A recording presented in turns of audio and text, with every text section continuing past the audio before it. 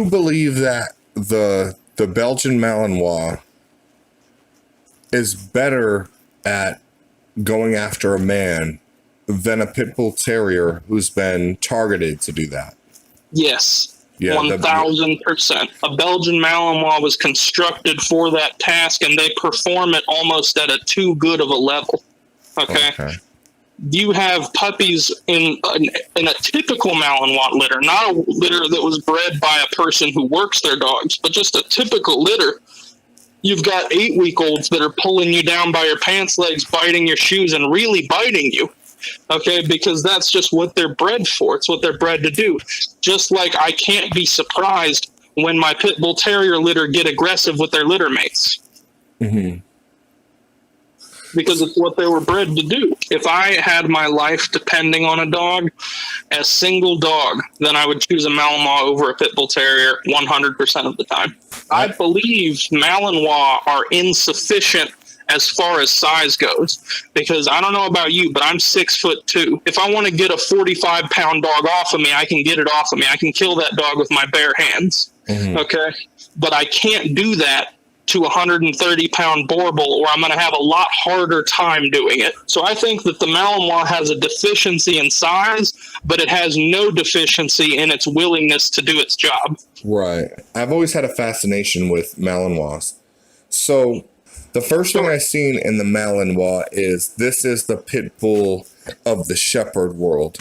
Well, yes, I would say so. If you're comparing the Pitbull's gameness in the bull breed world to the Malinois' protection abilities in the Shepherd world, then yes.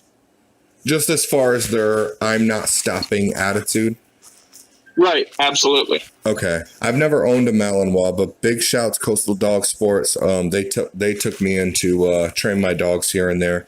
But Miss Christine, she had a nice Malinois, and when I seen him and I seen the way he was reacting when he seen another person walk out, he acted like a pit bull seeing another dog in the pit.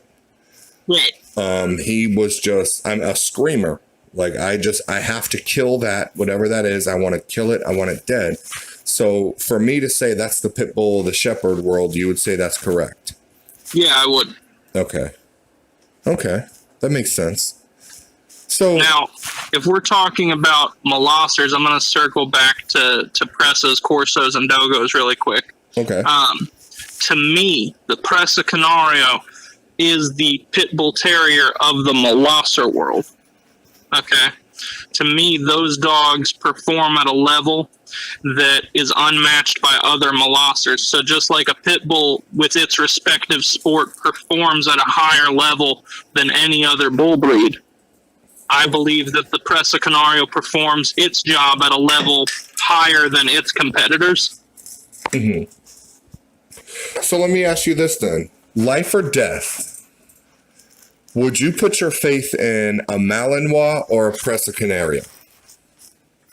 Are they both trained on the same level? Yeah, trained same level. The best of the best Presa Canario you can have. Best of the best Belgian Malinois you can have. Who do you put your faith in? A Presa Canario, because I believe that the most realistic situation for my life to be in danger is another grown man trying to attack me. So I believe that the Presa is the superior dog in that situation because I need a dog who's formidable enough to handle another person my size. If it comes down to a Presa Canario, but you have a Bullherder. Okay, if we're saying American Pitbull Terrier bred to a Malinois, would you put more faith in that, or would you put it in the Presa Canario? Again, I would put it in the Presa Canario, which is why with my Bullherders, I'm ramping up the size. My planned breeding for my Bullherder female is with my Borbal Cane Corso crossed male, because I want to ramp up the size while maintaining that drive and trainability. I believe that an F1 Bullherder is still of an inadequate size for the kind of defense that I'm talking about. My stud is a Borbal Cane Corso cross. Okay. Mm-hmm. So he's not a Presa cross. However, I will be breeding my Presa male into his daughters. So basically the only reason to do a Presa and a Borbal is if you have two great examples of the dog to begin with. Okay, you have to have a good example of a Presa and a good example of a Borbal. But then you're essentially creating just hybrid vigor. It's going to create a genetically stronger animal. I don't expect it to be a whole lot more driven or more I don't expect a whole lot more than I would expect from a good Borbal or a good Presa. I like crossings because you're creating more genetic diversity, which creates less health problems, which creates a healthier, more genetically sound dog, and it gives you a dog that's going to be protecting you for a lot longer with a lot less problems. Mm-hmm. Do you believe the American Pitbull Terrier enhances everything, no matter what breed you're working with? No, because I don't think, there are many breeds that I don't think a Pitbull Terrier would add anything to, but those breeds are not typically used for Bandogs. Would I say that a Pitbull adds everything when you're breeding it to a Mastiff? Yes, I would say a Pitbull into a Mastiff of any kind, be it Borbal, Neapolitan Mastiff, English, Presa, it has something to bring to the table. You're 10 years in. Right. What is your end goal here? What are you trying to accomplish? What is your end result if you have one? Well, honestly, anybody who is breeding dogs, especially if they're not a 20 to 30 year person, 5, 6, 7 generations deep, their goals and their orientations are constantly changing because you see new dogs or you see new breeds even, or you see new people's programs that you want to incorporate into your own. Mm-hmm. So the vision is constantly not changing completely, but skewing to suit what I think is going to be better for the dog. So my end goal with the Presa Canario is to preserve the breed to the standard, have dogs that do what they're supposed to do, also have aesthetics, and essentially just creating a good all-around Presa. I want the dog to aesthetically please. I want the dog to work, and that's what I want out of them. Out of a Bandog, I want a dog that can go on the more high-intensity missions, okay? If I feel like my Presa isn't enough, I want my Bandog to be enough, because I think that they're going to have a little bit higher tune, which is not for everybody. I like the Presa because it can go into almost any home. However, I wouldn't sell some Bandogs into almost any home. Not saying they're unstable, but they're at such a high level of drive that it's not safe to give to just anyone. So for the people that always approach me asking, I want to get into dogs, what kind of breed should I get into? Would you compare a high caliber Bandog to that of a game type Pitbull Terrier or a Belgian Malinois as far as the intensity? Yes, if you're doing your Bandogs correctly, if you're doing them for that, like H. Lee's program, I would 100% put them on the same level as a game dog or as a Malinois. Okay. It's basically don't play with that unless you really have the experience to deal with a dog of that caliber. Correct. Or unless you're willing to learn. Take it from some experienced people, put in the effort that it takes to learn what you need to know to handle that dog. Okay. Very good. Because I'm not going to tell you not to buy a dog. What I'm going to tell you is to educate yourself about that dog before you buy it and be willing to deal with the consequences. Because the consequences of owning a game dog is you might get another dog hurt. That may happen at some point in that dog's life if you don't take the correct precautions. Because make no mistake, when you buy a firearm, you don't blame the firearm when you have an accidental discharge. That's you. You did that. So it's 100% about your capability to control, contain, and manage your animal. I know we touched on it briefly at the beginning of this conversation, but just to reiterate, for all the people who want to get into the working Molosser types, what separates the Presa from the Dogo Argentino and the Cane Corso? All right, well, the first thing, I'll tell you, I'll go back. When I first got into Presas, the first thing I did was research all the same category of breeds. So I did a lot of research on the Cane Corsos, and I did a lot of research on the Dogos. And one resounding thing that stuck with me over the years was that the Cane Corso was just not as consistent as far as the nerves. That there were a lot of nerve bag Cane Corsos that just couldn't handle any pressure. Unstable was thrown around a lot of times. Dogs that would quickly turn to bite you rather than bite the opposition when they became nervous. So I wasn't looking for anything quite so unruly, and nothing that was going to be a super challenge, because like I said, I was a kid and I was getting into the dogs, so I wanted something stable. So when I kept hearing over and over again that the Cane Corso wasn't as stable, I quickly moved away from them. I moved away from the Dogo Argentino simply because at the time in my life, I didn't have room for a dog who wanted to kill every animal it saw. And that was what I kept hearing about the Dogo Argentino, was their prey drive is insane. They're going to want to go after everything. You know, there's a lot of same-sex aggression, just like there would be with the Pitbull Terrier. Mm-hmm. So I wasn't prepared for a dog with the extreme animal aggression. Mm-hmm. So while I think the Dogo Argentino is a better fit for some tasks, for example, if I wanted to just have a hog dog, I'm not concerned about protection at all, I would probably buy a Dogo Argentino.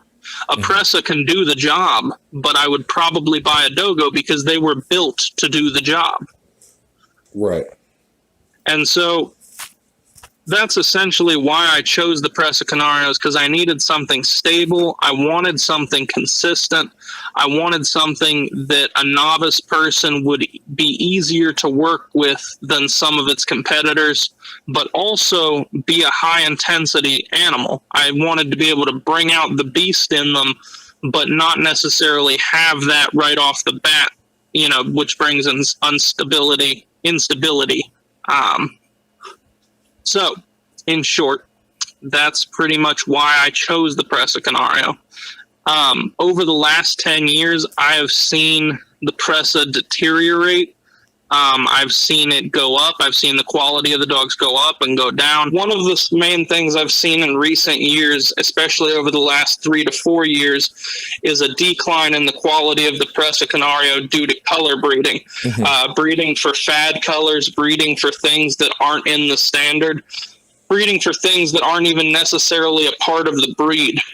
And that is obviously the result of crossbreeding.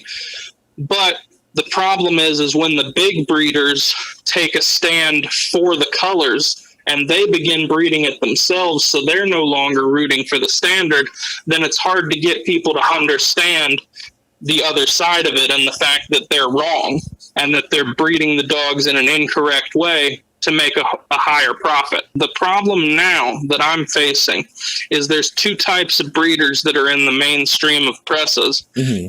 One of them are breeding show dogs, or at least show-built dogs, who don't have the work drive.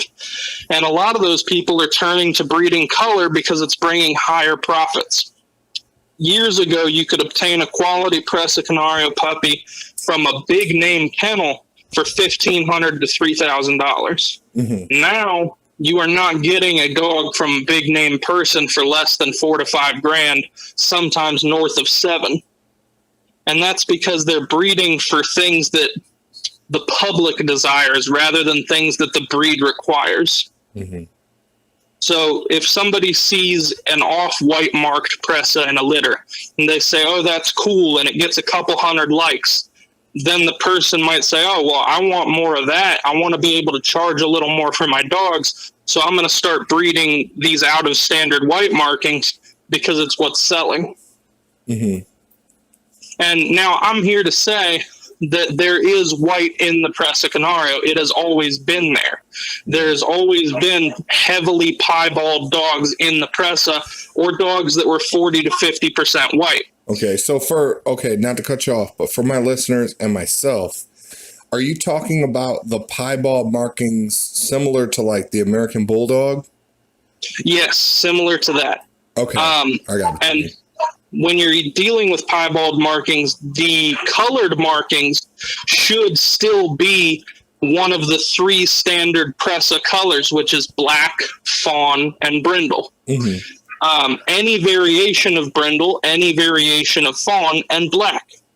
Now, when you say black, does the dilute gene happen the same way like it does in the Corso? I've never seen it happen in a real Presa Canario, but when you see a true Presa that is black, the coat doesn't look shiny and shimmery like you would see with a black Cane Corso. It looks rough and dense and kind of dull. Okay. It doesn't have that same shimmer. It doesn't have that same kind of glow. It should be kind of a dull black. I will talk about a little bit of history here. There was a dog named Deer Run Arbaco. Deer Run Arbaco was a blue brindle dog who was papered as a Presa. He was born in, like, I want to say 1990 or 1992, which is when the Presa Canario was first establishing itself in the United States. Because the Presa Canario was an ancient breed that went extinct and then was resurrected in the late 60s and early 70s. Now, let me cut you off there. Was any of the specimens, like, preserved, or did they just recreate it? It was 98 to 99% recreation. Okay. Very, very few of the original specimens were actually preserved on the islands. Okay. All right. So the amount of, the older blood that is in these dogs now is almost non-existent. Okay. So we're 100% at this point off of reconstruction and resurrected dogs. Do you know what breeds were used to reconstruct the Presa?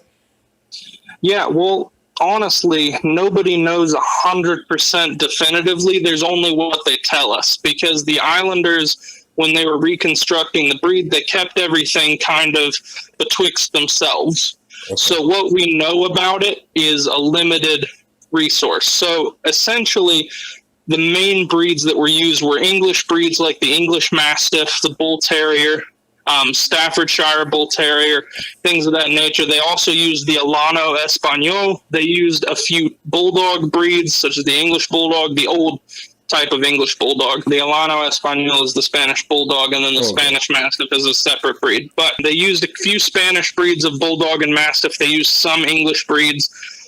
A dog that they talk about having used during the reconstruction, which is a big conspiracy theory in the current talk in the Presa world, is the Mojarero.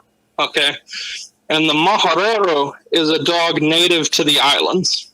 However, the Mojarero went almost extinct, just like the Presa. So during the 1970s, all they would have had access to were reconstructed versions of that dog. So trying to use a reconstructed dog to build another reconstructed dog doesn't make a lot of sense to me.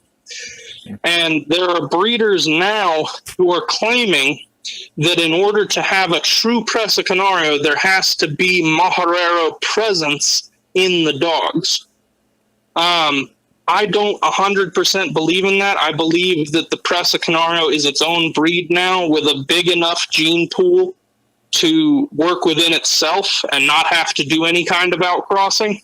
Because there are definitely enough dogs and enough genetic diversity to just work within the breed. There are people out there that would claim that if you breed a Mojarero back to a Presa, then you are not, in fact, creating a Bandog or a mongrel. You're creating a more original type Presa. But by that standard, you would also have to say that I could use an English Mastiff or a Bull Terrier because they were all part of the foundation. So people that say, you can only use Mojarero in order to outcross your Presas, that line of logic makes no sense, and it doesn't apply to any other breed. Running back to the quote-unquote American Presa. So in the 90s, Presas started becoming popular in the United States. A lot of people were importing them. A man named Tobin Jackson, he produced a dog named Arbaco. Arbaco was a blue brindle. Tobin Jackson was a Neapolitan Mastiff and English Mastiff breeder. So it's believed that rather than being from two imported dogs that nobody ever saw, that Arbaco was the result of a Neapolitan Mastiff and an English Mastiff. Was he breeding the working type of both? He had show and he had some dogs with drive, but he was mostly a show breeder.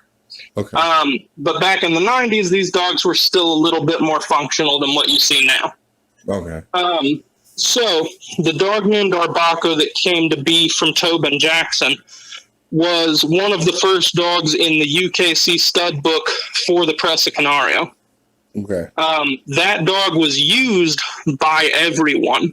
He was used by anybody who was making Presas, and they didn't really care about his color because he was producing the temperament that they wanted. Okay. So at this point, even if you have Arbaco in your pedigrees, it's more than likely 6 to 7 generations ago. So at this point, it's a Presa. And that's what I'll say. The dogs should not have the dilute gene. However, if you heavily breed on the Tobin Jackson lines or the Showstopper lines, which was a big Presa kennel that used Arbaco in their program, if you heavily line breed on those lines, you can produce blue fawns, blue brindles, and dilute dogs. But that is not part of the standard, and those dogs should definitely be culled from any breeding program. Or at the very least, you should just avoid line breeding those dogs to the point where you create that.